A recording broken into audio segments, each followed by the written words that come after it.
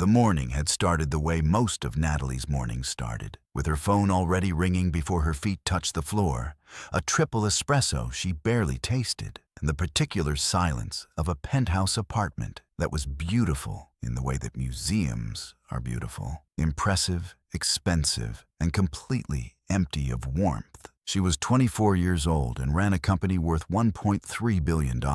She had been divorced for 11 months. She had not cried once. This was something she told herself frequently, as though it were an achievement. By 7:15, she was already in the Dodge Challenger, rose pink, custom matte finish, the one indulgence she allowed herself that couldn't be justified on a spreadsheet, cutting through the early light of a Charleston morning with the windows down, and Fleetwood Mac playing at a volume that suggested she was trying to drown something out. The blazer was pink too, a shade brighter than the car, worn over white beach shorts and a pair of slim heels that caught the light when she walked. She wore 3 gold rings on her right hand and a delicate chain at her throat, and she moved through every room she entered the way a weather system moves. You felt her before you saw her. The Voss Enterprises building was a 12-story glass structure 2 blocks from the waterfront, and it carried her father's name on the facade in letters large enough to read from the harbor. Richard Voss had built the original company, logistics, construction contracts, government supply chains, over 30 years of grinding work. Natalie had taken over operational control at 22,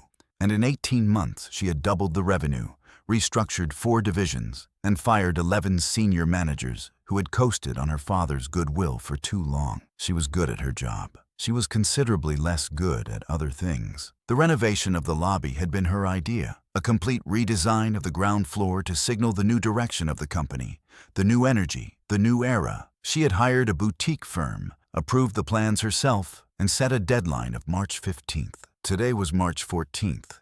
She stepped off the elevator at 7:45 and stopped. The lobby looked wrong. She stood there for a moment with her coffee cup halfway to her mouth, taking in the space with the particular stillness of a person who is about to become very unpleasant to be around. The marble floor was correct. The lighting fixtures were correct. But the partition wall on the east side, a feature she had specifically requested to divide the reception area from the open workspace, was positioned 18 inches off from the approved plans. She could see it immediately. She had a mind that remembered blueprints the way other people remembered song lyrics. "Where's the crew chief?" Mart, she said to no one in particular. Her assistant, Devon, 26, efficient, perpetually slightly anxious, appeared from somewhere near the reception desk. He's right there, actually. That's him." Natalie turned. Marcus Cole was standing near the east wall with a level in one hand and a set of folded plans in the other. He was tall, easily 6'2", and broad across the shoulders in the way that suggested the kind of physical conditioning that didn't come from a gym membership, but from years of actual, serious use of the human body. He wore a gray work shirt with the sleeves rolled to the elbow and dark work pants, and he had the kind of stillness about him that Natalie associated with men who had learned to wait without fidgeting. His hair was dark and cut close, and he was smiling, not at her, not at anyone in particular, just carrying a baseline expression of someone who had decided, somewhere along the way, that most moments were worth meeting with a little warmth. He was looking at the east wall. "That wall is wrong," Natalie said, walking toward him. He turned. He looked at her, not startled, not deferential, just present. "Good morning," he said. His voice was low and even. "The wall is 18 inches off the approved plans." He nodded once. "I know." She stopped. "You know, I know.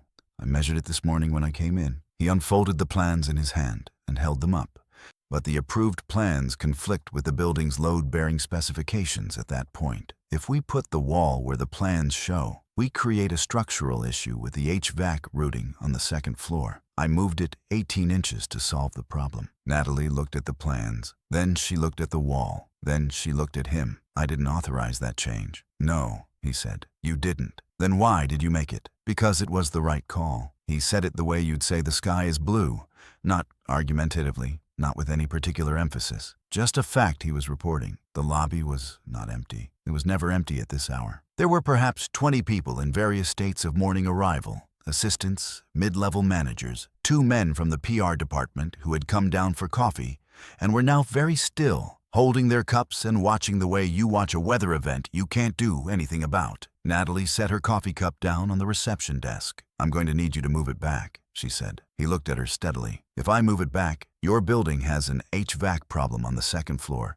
and a potential code violation. I'll deal with that separately. That'll cost you more money and more time than Mr. Cole. Marcus Cole. Mr. Cole. She folded her arms. I don't need you to manage my costs. I need you to build what I approved. That wall goes where the plans say it goes. There was a pause, not a long one, but the kind of pause where a person is making a decision about something that matters. I can't do that, Marcus said. The lobby went very quiet. Natalie Voss had not heard those words, those exact 4 words in that exact sequence, in a long time. She had surrounded herself with great efficiency, with people who did not say them. I'm sorry, I can't put that wall in the wrong place and sign off on work I know is faulty. That's not how I operate. He held her gaze. I can work with your architect today to revise the plans properly and give you the right solution. That's what I'm willing to do. The silence stretched. In it, Natalie became aware of the 20-something people in the lobby, watching, waiting, seeing what she would do. She was 24 years old, and her father's name was on the building, and she had not clawed her way to the top of this company by allowing subordinate contractors to override her decisions in front of her staff. You, she said slowly, are a donkey who doesn't know the difference between a job and an opinion.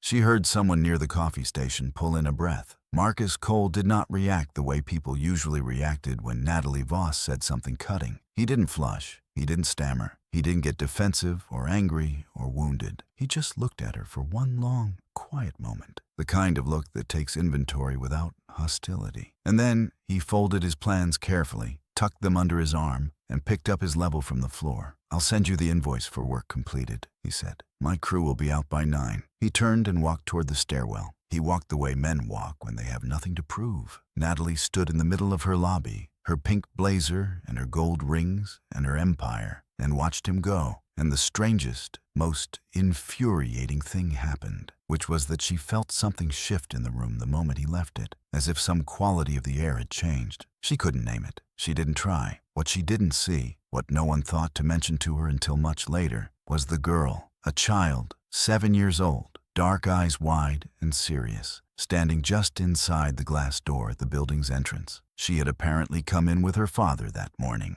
Spring break had started the day before, and she was small enough that no one had really registered her presence. She had been sitting on a bench near the entrance, reading a paperback chapter book while her father worked. She had seen everything. Her name was Lily Cole, and she did not say a word. She simply watched her father walk toward the stairwell with his level under his arm, and then she slid off the bench and followed him, her sneakers silent on the marble floor. Nobody noticed her leave. The day did not improve. Natalie spent the morning in back-to-back meetings that she processed with her usual precision, while a small, unexamined irritation hummed somewhere in the background of her mind. By noon, she had signed 3 contracts, terminated a vendor relationship that had been costing the company money for 8 months, and eaten half a sandwich at her desk while reviewing Q2 projections. At 2:15, Devin appeared in her doorway with an expression that meant bad news. What? Natalie said. Without looking up, the architect called. About the lobby renovation. Natalie set her pen down. Devin continued carefully. Apparently, Mr. Cole's assessment was, the HVAC routing issue is real. The architect reviewed it this afternoon and said that if we move the wall back to the original position, we'll need to redo a significant portion of the second-floor ductwork. He's estimating an additional cost of about $80,000 and a 3-week delay. The room was very quiet. He also said, Devin added, even more carefully, that the 18-inch adjustment Mr. Cole made actually solves the problem completely, and that it's, his word, elegant.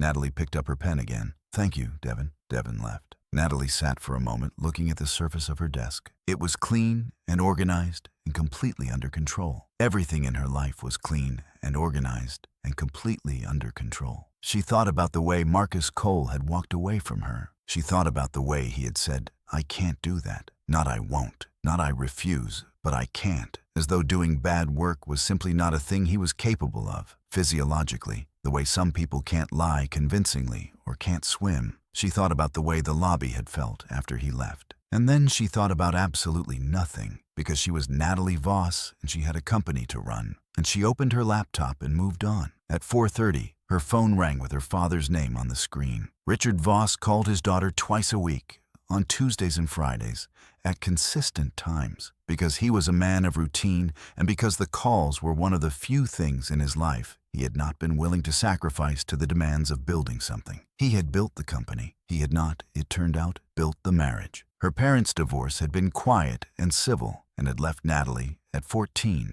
with the particular competence of a child who has learned to be self-sufficient because the adults around her were occupied with other things. She answered on the second ring. "Hey, Dad." Natalie. His voice was the voice of a man who had spent 30 years making decisions, unhurried, considering, carrying the particular gravity of someone who is always thinking 2 moves ahead.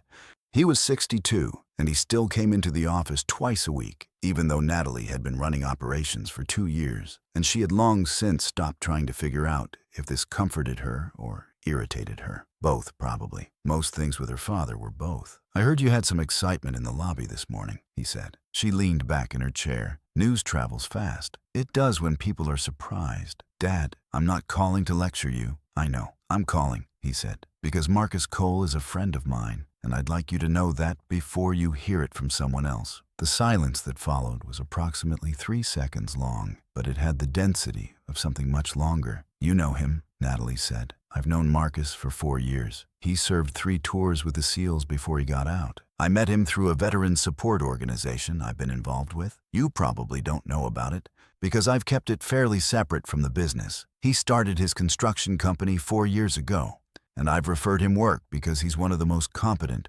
principled people I've met in 30 years of this industry." Natalie was very still. "He's also," her father continued, "raising a daughter by himself because his wife passed away 2 years ago. Cervical cancer. She was 26. The afternoon light was slanting through Natalie's office windows, making long gold rectangles on the floor. She looked at them. "Why didn't you tell me you knew him when you gave me the contractor list?" she said. "Because it shouldn't have mattered," Richard said simply. "He was the best person for the job, whether I knew him or not." Another silence. "He did the right thing this morning," her father said. "You know that." "The plans, Natalie." She stopped. "He did the right thing," Richard said again gently. "And you called him a donkey in front of your entire staff." A pause. "That's not who I raised you to be." She closed her eyes briefly. "I know." "Good." His voice shifted, softer, done with the hard part. "I'm going to see him tomorrow. Is there anything you'd like me to say?" "Tell him," she started, and then stopped. She tried again. "Tell him I was wrong." "I'll tell him," Richard said. "But Natalie." "Yeah, you should tell him yourself." She didn't sleep well. This was not unusual. She had not slept consistently since the divorce, but that night was different.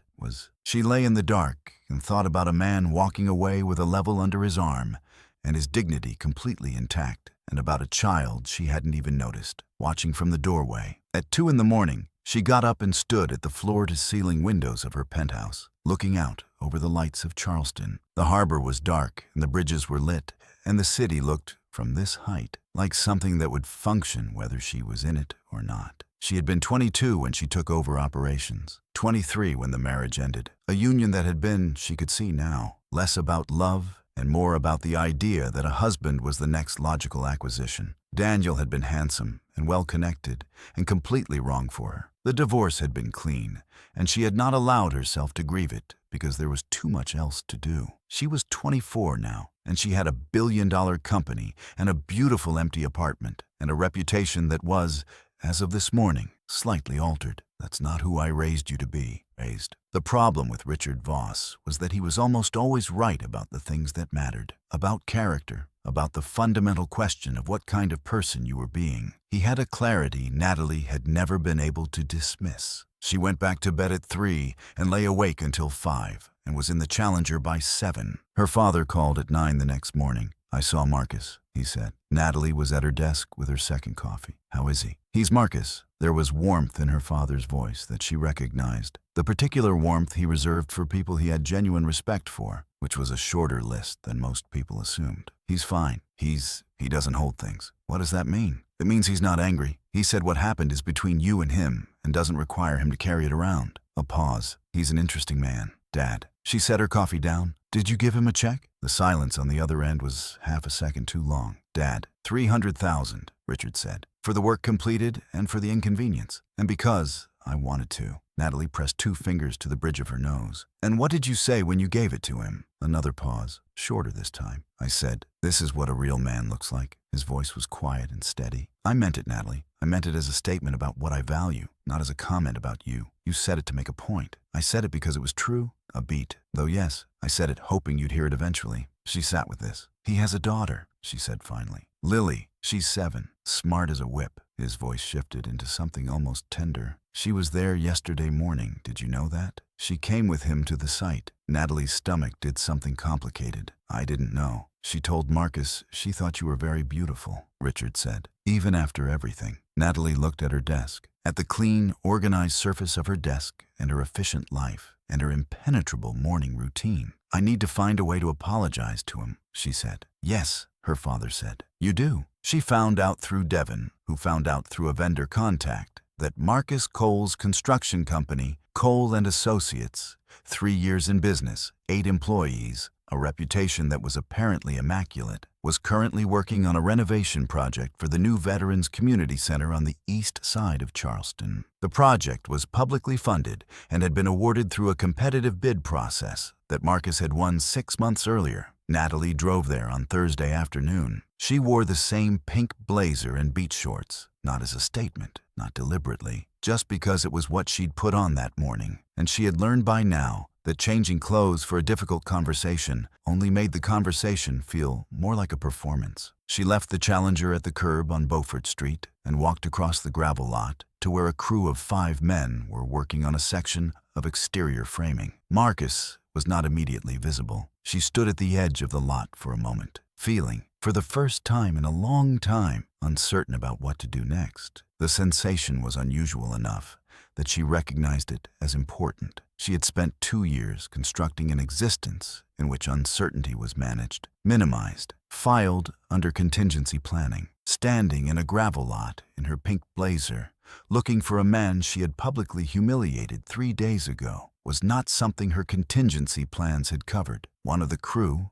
a heavy-set man in his 40s with a red bandana around his neck, noticed her and said something to someone out of her sight line. Marcus came around the corner of the building a moment later. He saw her immediately. He didn't slow down or speed up. He just walked toward her at the same pace, the same baseline quiet in his expression, the same steadiness she had noticed in the lobby, as though the world, in his experience, did not generally require rushing. He stopped about 6 feet away. Ms. Voss, he said. Mr. Cole? She straightened slightly, which was unnecessary since she had been standing straight already. I'm sorry to come to your work site without calling ahead. It's all right. He tucked his thumbs in his belt loops. The key to his Corvette was in his left hand. She noticed him turning it between his fingers almost absently, a small, habitual motion, the key rotating in slow circles. What can I do for you? Nothing, she said. I came to apologize. He looked at her. What I said on Tuesday was wrong, she said. The wall was in the right place. The decision you made was correct and professional, and I dressed you down in front of my staff for making a good call, and it was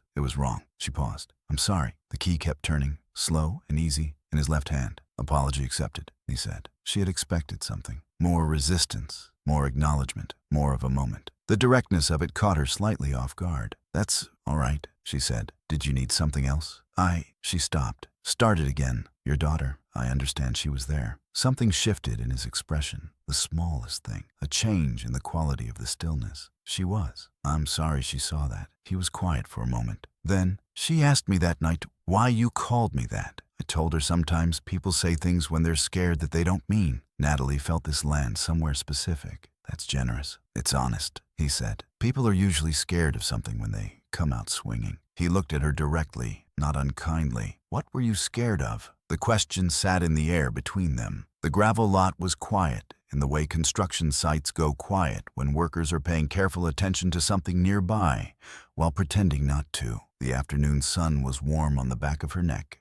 She could hear a power tool somewhere on the other side of the building, distant and steady. Being overruled, she said finally, in front of my people. She paused. It doesn't reflect well on me. No, he agreed. The word you used didn't either. There it was. She'd expected him to be gracious about it, and he was. But he wasn't pretending it hadn't happened. And she found she respected this more than she would have respected a clean absolution. No, she said. It didn't. He nodded. The key turned in his hand. For what it's worth, she said. My father told me about your wife. I'm sorry. The stillness shifted again, differently this time. Thank you, he said quietly. Lily sounds remarkable. Something warmed in his face, real warmth. The involuntary kind that has nothing to do with social management. She's the best thing I ever did, he said simply. Natalie nodded. She was aware of something. She would not have been able to name it precisely in that moment. A quality in the conversation that was different from most conversations she had. Most conversations she had were transactional. Information exchanged, decisions made, relationships managed. This one felt like something else. Like two people actually standing in the same place at the same time, without an agenda between them. Mr. Cole, she said. Marcus. She adjusted. Marcus, I'd like to offer you the lobby project back if you're willing to take it. The right version of the project, with your wall placement and a revised set of plans. I'll pay you for the original work completed plus a 20% premium for the disruption. He looked at her for a long moment. Why? Because you were right, she said, and good work deserves to be finished. The key kept turning. I'll think about it, he said. He called Devon's line the next morning and said yes.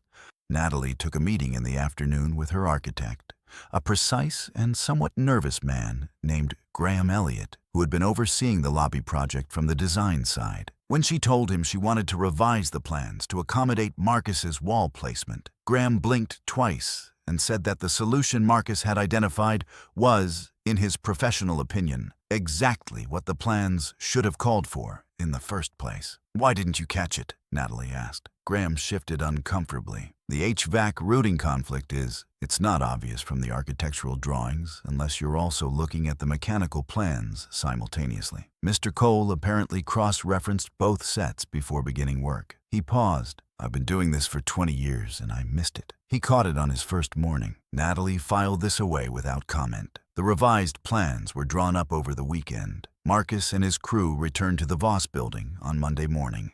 Natalie made a point of being in the lobby when they arrived, not to supervise, not to manage, but simply to be there. To be seen doing the ordinary thing of acknowledging a working crew's presence with a nod and a good morning and a cup of coffee she had brought down from the executive floor. Marcus arrived last, with Lily. This surprised Natalie. She hadn't known the girl would be there again, and for a moment she wasn't sure what to do. Lily was small and dark-eyed and serious, wearing a yellow backpack and carrying her chapter book, and she looked at Natalie with a direct, unfiltered assessment of a child who has not yet learned to be polite about looking. You're very tall, Lily said. I have tall shoes, Natalie said. Lily looked at the shoes. The slim heels, slightly absurd for 8 in the morning. They're very shiny, thank you. My dad says shiny things aren't always valuable, Lily said, but sometimes they are. Marcus, 4 feet away, was looking at the ceiling with an expression of elaborate innocence. Your dad sounds smart, Natalie said.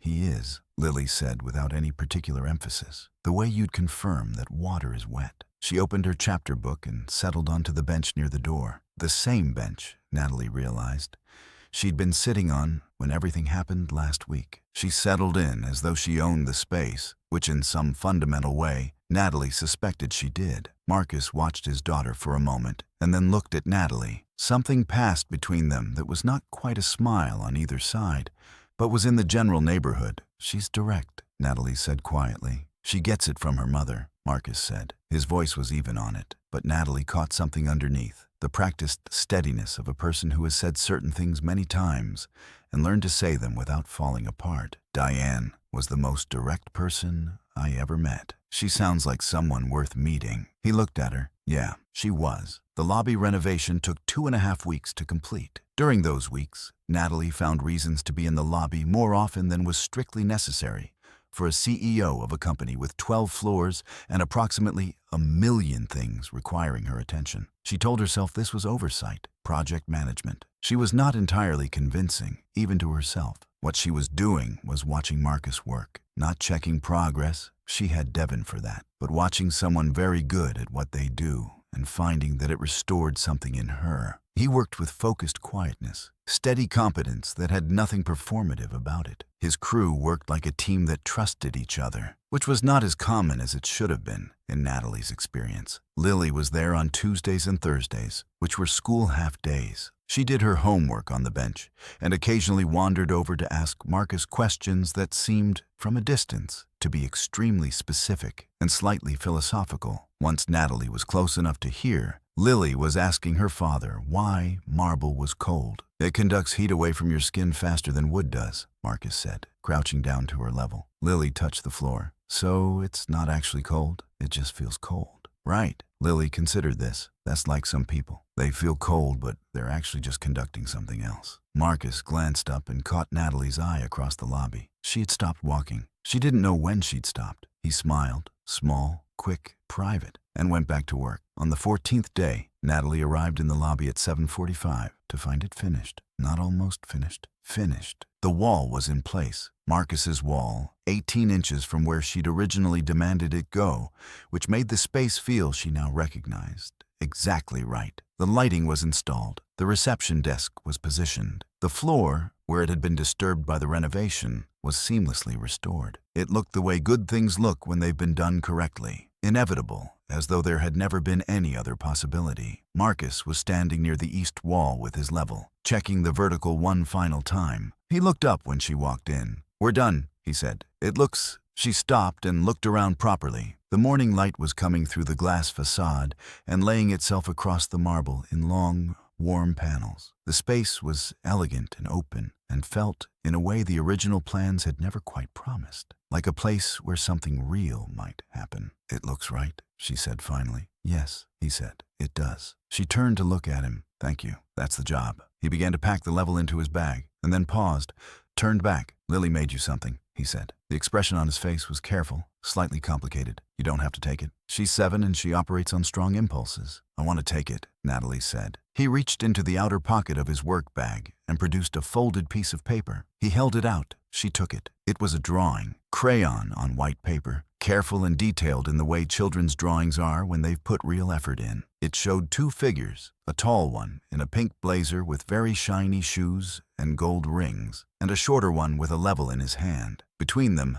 this was the part Natalie looked at the longest. Lily had drawn a door, just a door, open, with light coming through it. In the bottom corner, in uneven capital letters, Lily 7, YRs, for the tall lady. Natalie folded the drawing carefully and put it in her blazer pocket. "Please tell her I love it," she said. Marcus nodded. He picked up his bag. "Marcus." She said his name before she decided to. He paused and looked at her. "I'd like to buy you coffee," she said. Not as any kind of professional thing. Just coffee, if that's something you'd want." The key was in his hand. She hadn't seen him take it out, but it was there, the Corvette key, turning in slow, easy circles between his fingers. He looked at her for a moment. Something in his face was considering something. "There's a place on King Street," he said. "Good coffee, good light in the morning. I know the one. Saturday," he said. 8 o'clock. 8 o'clock, she said. He nodded once and walked toward the door. The lobby, complete, finished, exactly right, held the morning light and the small quiet aftermath of the conversation. On the reception desk, in a place where she would see it every morning, Natalie Voss placed Lily's drawing. She did not put it in a drawer. She did not put it in her office. She put it right there, in the center of the lobby her company ran from, in plain sight for anyone who came through the door. Saturday came the way Saturday mornings come in Charleston in late March, unhurried, with the kind of soft gold light that makes even ordinary streets look like they were planned with an aesthetic in mind. Natalie was at the coffee shop on King Street at 7:55. Marcus arrived at 8 exactly, and she noticed, with some amusement she kept to herself, that he was wearing a clean dark shirt and had clearly made some effort, which he carried as casually as he carried everything else. He had Lily with him, which surprised her and then immediately made sense. He was a single father. 8 o'clock on a Saturday morning was not time he had available without his daughter in it. Lily arrived ahead of both of them in the sense that she came through the door first and immediately identified the table with the best view of the street and sat down in a way that telegraphed she had been here before. "Hi," she said to Natalie, with the directness that appeared to be her primary mode of communication. "You came. I said I would. Dad said you might not." Lily looked at her father with mild accusation. "I said it was her choice," Marcus said, pulling out the chair across from Natalie and sitting down. He looked at Natalie with the expression of a man accustomed to being accurately reported on by a small person, which is different. "It sounds the same," Lily said. "It's not the same." "How?" "Because one says she won't come, and one says she gets to decide." He unfolded his menu. "The second one respects her."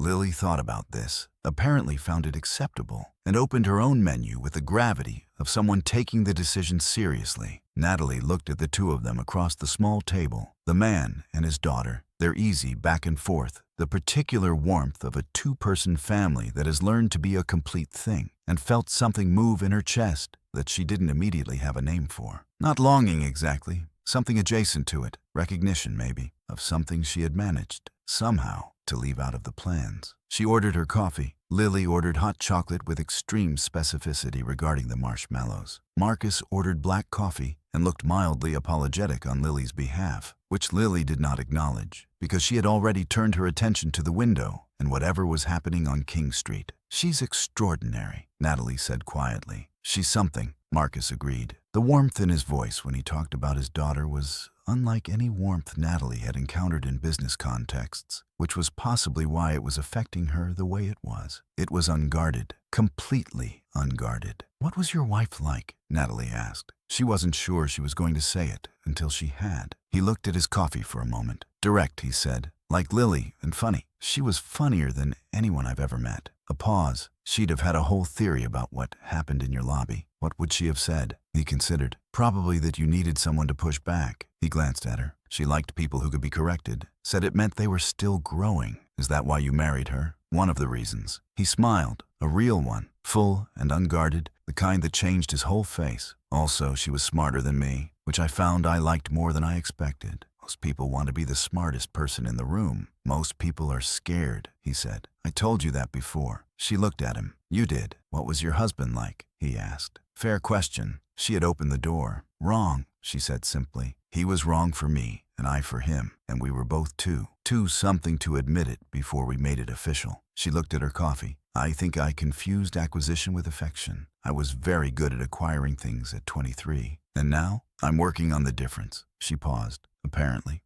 He looked at her across the table. The morning light was doing what the morning light in Charleston does in late March, making everything look a little more honest than it needs to be. She held his gaze. "Why'd you say yes," she said, "to this after what happened?" He was quiet for a moment. Lily had discovered something outside the window that required quiet concentration, which gave them a pocket of relative privacy. "Because my daughter drew you a picture," he said, "and called you the tall lady, and because you put it on the reception desk where everyone could see it." He tilted his head slightly. "And because I think you might be worth the trouble." She felt her mouth do something she hadn't planned. "You think I'm trouble?" "I think you're used to being the most capable person in most rooms," he said. "Which is true, and I think that's made you lonely in a way you haven't quite admitted yet." He picked up his coffee. "That's not trouble. That's just where you are." She looked at him. "That's very direct," she said. "I figured you'd prefer it." "I do," she said. "I really do." They had coffee for an hour and 45 minutes. Lily consumed her hot chocolate, offered several observations about the people passing on King Street, corrected her father on a point of historical fact about the Civil War that she had apparently learned in school, and at one point fell asleep against Marcus's shoulder for approximately 12 minutes before waking up and continuing as though it hadn't happened. When they stood to leave, Natalie picked up the check. Marcus looked at her. "My idea," she said. "I know you don't need it," she said. "It's not about need. I wanted to." She met his eyes. "There's a difference." He recognized the echo and accepted it with a nod. Outside on the sidewalk, Lily took Marcus's hand and then, after a brief internal calculation that was visible on her face, reached out and took Natalie's hand too, matter-of-factly, the way children do when they've decided something is simply the case now. The three of them stood on the sidewalk in the Charleston morning, and nobody said anything for a moment. And it was the least awkward silence Natalie Voss had stood inside in, longer than she could remember. "Same time next week?" Marcus said. She looked at him. "If you want," he said. "I want," she said. Lily let go of both their hands and started walking toward where Marcus had parked the Corvette, black and low and gleaming in the morning light. Completely at home, on a street full of ordinary cars, the way Marcus was completely at home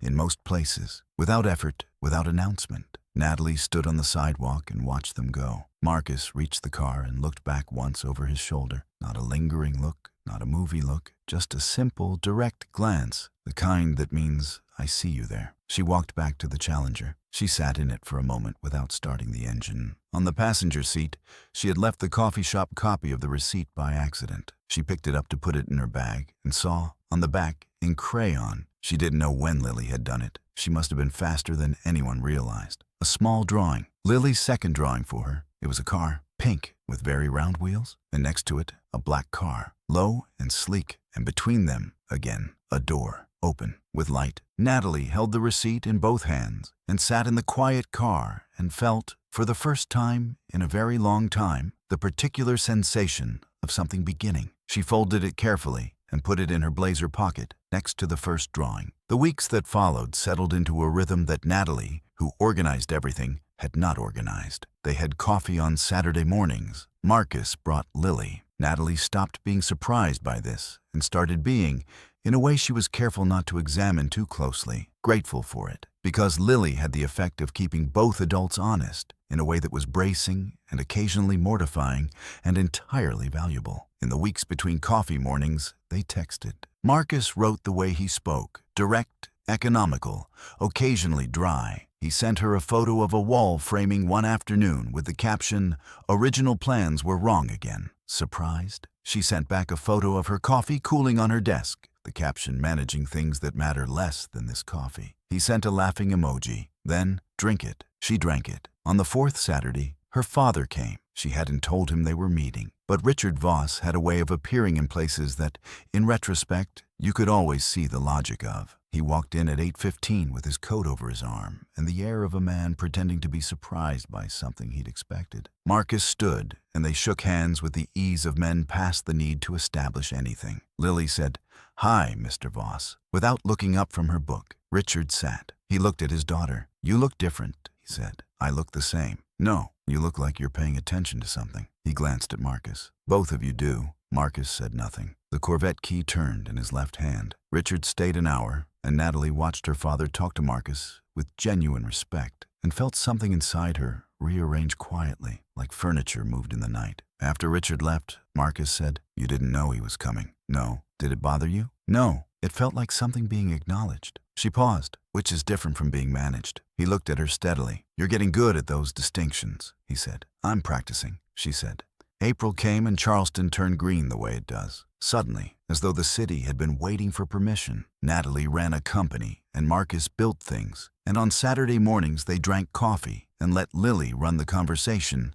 And on Tuesday evenings, sometimes, they walked the waterfront at the hour when the harbor light goes gold. They were not officially anything. Neither had reached for a definition, which was its own kind of definition. On a Tuesday in late April, walking the harbor path, Marcus said, "Lily asked me if you were going to be around." Natalie kept walking. "What did you tell her?" "I told her I didn't know." He paused. "She said that was the wrong answer." "What's the right answer?" He looked at the water. "She thinks yes." The light on the harbor was doing something complicated and beautiful. Natalie watched it. "Is she right?" she said. He looked at her. "I think she might be." She felt something settle in her chest, not dramatically, but with the quiet authority of something that has been true for a while and is only now being said aloud. "I'd like to be around," she said, "if that's something you want." "I want," he said. And they walked the rest of the path, in the silence of people who have said what matters and don't need to elaborate. May arrived with warmth and longer evenings, and a complication Natalie had not planned for. His name was Derek Walsh, and he was the former chief financial officer of Voss Enterprises, whom Natalie had let go 14 months ago for cause, specifically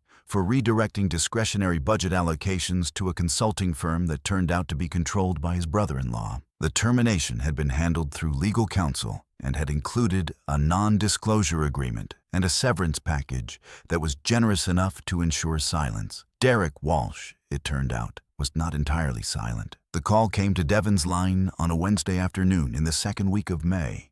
Devon appeared in Natalie's doorway with the expression he reserved for things that were going to require her full attention and possibly a lawyer. "There's a reporter," Devon said, "from the Post and Courier, asking about the lobby renovation." Natalie looked up from her screen. "What about it?" He's asking about the incident with Mr. Cole." Devon swallowed. "He has quotes from someone inside the building." Natalie was very still. "What kind of quotes?" "The kind that, if they're published, they characterize the incident as racially motivated." Devon said it quietly and quickly, like ripping off a bandage. "He's asking for comment before they go to print." The afternoon light was slanting through her windows the same way it always did. The lobby was quiet, 11 floors below. Natalie looked at her desk. "Who gave the quotes?" she said. "The reporter won't say, But Devon hesitated. "We have some reason to think it might be Derek Walsh." The silence in the office was complete. Natalie pressed 2 fingers to the bridge of her nose. She breathed. Then she picked up her phone and called Marcus. He answered on the second ring. "There's something you need to know," she said, "before you hear it from someone else." She told him everything on the phone,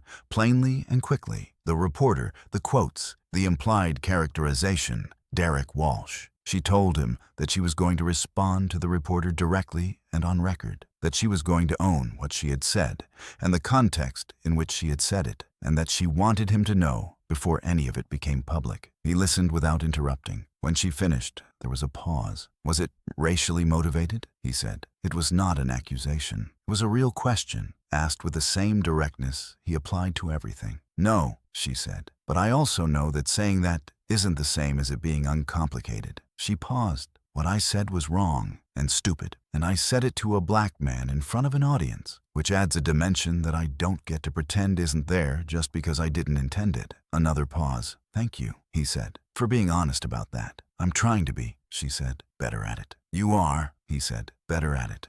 She went on record with the Post and Courier the next day. She said she had been wrong. She said she had apologized directly to Mr. Cole. She said the characterization of racial motivation was inaccurate, but that the impact of words in professional contexts matters regardless of intent. She said Voss Enterprises was committed to a workplace culture of respect. She also called her attorney and had the non-disclosure agreement with Derek Walsh examined with fresh eyes. 3 weeks later, Walsh signed a clarification agreement and went quiet. The story ran. It was not as damaging as it could have been, partly because of her statement, and partly because Marcus, when the reporter reached him, said only, "Ms. Voss apologized directly and genuinely. I accepted it." That's the whole story. Characteristically, exactly what needed to be said. Richard called her that evening. "You handled that right," he said. "Correctly?" she said. "There's probably a difference." "Maybe, but correctly is a start." By June, something had happened that Natalie had not fully tracked as it was happening, because she had been too busy living inside it to observe it from a distance. She had become someone Marcus Cole trusted, not entirely, not without residual caution, because he was a careful man who had learned that trust given without reservation is trust given too soon. But in the way that matters. He called her on a Thursday evening when Lily was sick and he had a deadline on the Veterans Center project and didn't know how to split himself in two.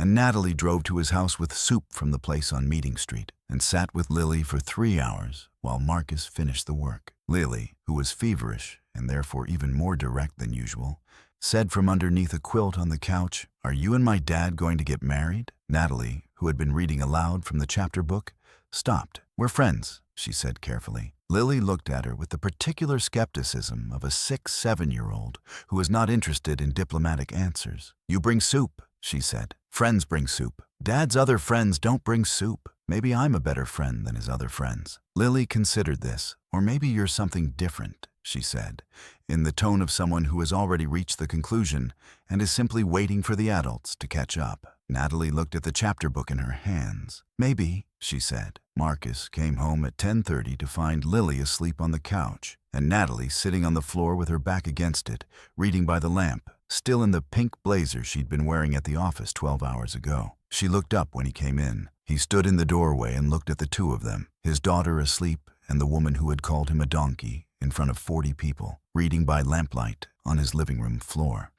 He set down his keys on the side table. The Corvette key made its small sound on the wood. "You didn't have to stay," he said. "I wanted to," she said. He sat down on the floor beside her, not on the couch, not in the chair, on the floor next to her, and she moved the book slightly to make room. They sat with their backs against the couch and Lily's small sleeping form above them, and the lamp making a warm circle of light in the quiet house. "She asked if we were getting married," Natalie said. He glanced at her. "I told her we were friends," she said. "What did she say?" "She said I bring soup," he breathed out, something that might have been a laugh. "She's not wrong." "She's not." He looked at Lily for a moment, then at Natalie. The lamplight was warm, and the house was quiet, and 6 months ago she had called him a donkey in front of 40 people, and here they were. "I don't want to rush it," he said. "Any of this." "I know," she said. "I don't either. But I also—" He stopped, started again. "I want you to know that this isn't nothing. Whatever this is, it's not nothing to me." She looked at him. "It's not nothing to me either," she said. He nodded. He reached over and picked up the Corvette key from the side table and turned it once, twice,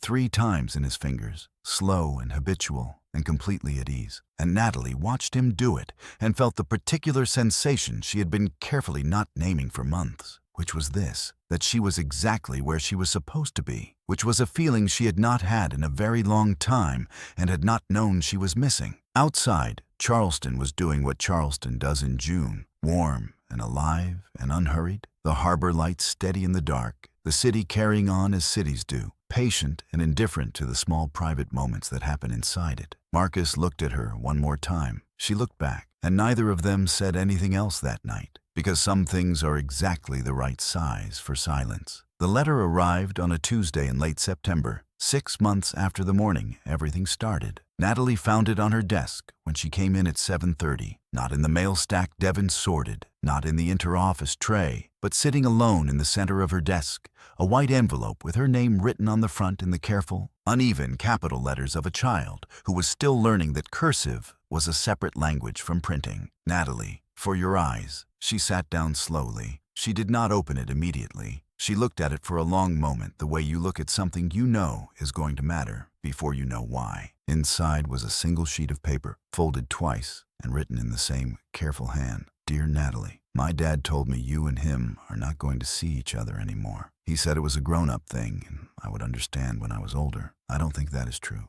I think I understand right now. You make my dad smile different. Not his regular smile. The other one, my mom used to make him smile like that. I don't remember all of her, but I remember that. I drew you 2 pictures and I think you kept them both. That means you are paying attention. My dad says that is the most important thing a person can do. I know you are very busy, but I think maybe you should not be too busy for this. Your friend, Lily Cole, 7 R's, P.S. He still has your coffee cup from the Saturday you forgot it. He washed it, but he didn't give it back. I think that means something. Natalie read the letter twice. Then she set it down on her desk and looked out the window at Charleston going about its morning, and she sat very still for a long time. It had ended 3 weeks earlier, quietly, the way things end when neither person is angry, which is sometimes harder than anger. Marcus had called on a Sunday evening. She had been on her back porch with a glass of wine, watching the harbor go dark. The call had lasted 41 minutes. She knew because she looked at the screen when it ended, and the number was there, 41 minutes, like a measurement of something. He had said, I think we need to slow down. He had said, with the same directness he applied to everything, including the things that hurt. I'm not sure I'm ready for what this is becoming. I thought I was. I'm not. She had said she understood. She had said she respected it. She had said all the right things because she was Natalie Voss, and she was very good at managing situations with precision and control and not letting anyone see her sweat. She had not cried. She had been telling herself this for 3 weeks. The thing she had not said, the thing that sat in the back of her throat for 41 minutes and did not come out, was, I'm getting attached too. And I think that's exactly the point. She had not said it because she wasn't sure, in that moment, that she had the right to. She had called him a donkey in front of his crew and his daughter and 40 of her employees. She had needed 6 months to become someone he might trust. She did not think she had yet earned the standing to ask him to be brave on her behalf. So she had said the right things and hung up and looked at the harbor and felt the particular silence of something that had been warm going cold. She had not cried. She had the letter now. She called her father. Lily wrote to me, she said, without preamble. A pause on the other end. I know, Richard said. You knew she was going to do this. I knew she was thinking about it. His voice was careful. She asked me for your office address last week. I gave it to her. Dad, she's 7 years old and she's right, he said simply. Sometimes the people who see most clearly are the ones who haven't yet learned to look away. Natalie looked at the letter on her desk. At the P.S. at the bottom. He washed it, but he didn't give it back. I think that means something. I don't know if he wants me to come back, she said. I don't know either, her father said. But I know that not going is a decision too. She sat with this. What do I do? She said. It came out smaller than she intended. She was 24 years old and ran a company worth $1.3 billion, and she was asking her 62-year-old father what to do. And the remarkable thing was that it didn't feel like weakness. It felt like the first fully honest thing she'd said in 3 weeks. You already know, Richard said. You've known since the morning you drove to that construction site in your pink blazer and said, I'm sorry. She closed her eyes briefly. Go say it again. he said. Whatever version of it is true right now. She found Marcus at the Veterans Center. The project was in its final phase. She knew this because she had been quietly tracking its progress through public records, which was either research or something she was not yet ready to call by its right name. The exterior was complete. The interior was weeks from done.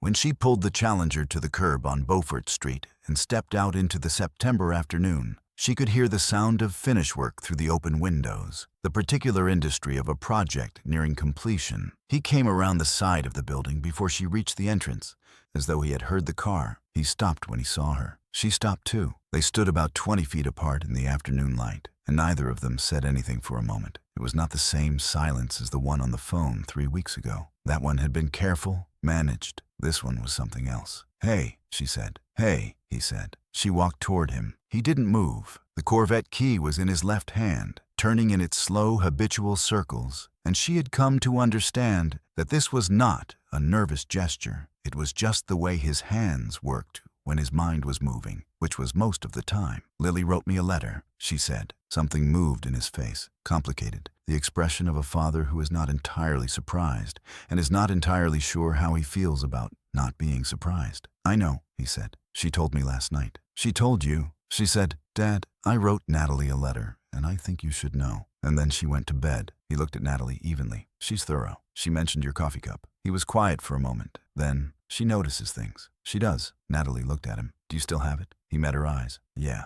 I do." The afternoon light was warm on the gravel. Somewhere inside the building, a radio was playing something low and country. She thought about 41 minutes on a Sunday evening and everything she hadn't said. And she thought about a 7-year-old girl who understood that paying attention is the most important thing a person can do. And she thought about a door drawn in crayon, open with light. "I should have said something," she said, 3 weeks ago. "I had things to say, and I didn't say them because I wasn't sure I'd earned the right yet." She paused. "I think that was wrong. I think I was doing the thing I always do, which is manage the situation instead of being in it." He looked at her steadily. The key turned. "What did you want to say?" he said. "That I'm attached too," she said. "That whatever you were worried about Lily feeling, I'm feeling it. And I know that's not a small thing for you. I know it costs something to let that matter again." She held his gaze. "I'm not asking you to not be careful. I'm asking you to let me be worth being careful about." The radio inside played on, low and unhurried. Marcus Cole looked at her for a long moment, the same look he had given her the first morning in the lobby before everything. The look that takes inventory without hostility, that sees what's there without adding to it or taking away. Then he put the key in his pocket. "There's a diner on East Bay Street," he said. "Lily's been asking me to take her for 3 weeks. She wants the pancakes with the blueberries." He looked at Natalie. "She's going to be very annoying about it if you don't come." Natalie felt something move through her chest, not the careful, managed warmth she'd been rationing for 3 weeks, but the real thing, unguarded and a little frightening and exactly right. "I'll come," she said. "Good," he said. He turned toward the building entrance, to get his jacket, to lock up, to do the ordinary things people do before they go somewhere that matters. And then he paused and looked back at her over his shoulder. The same simple look as always. "I see you there." "Natalie," he said. "Yeah." For the record, his voice was quiet and even. "You earned it a while ago." She stood in the afternoon and let that land. Then she walked back to the pink Challenger and waited. And when Marcus Cole came out of the Veterans Center with his jacket over his arm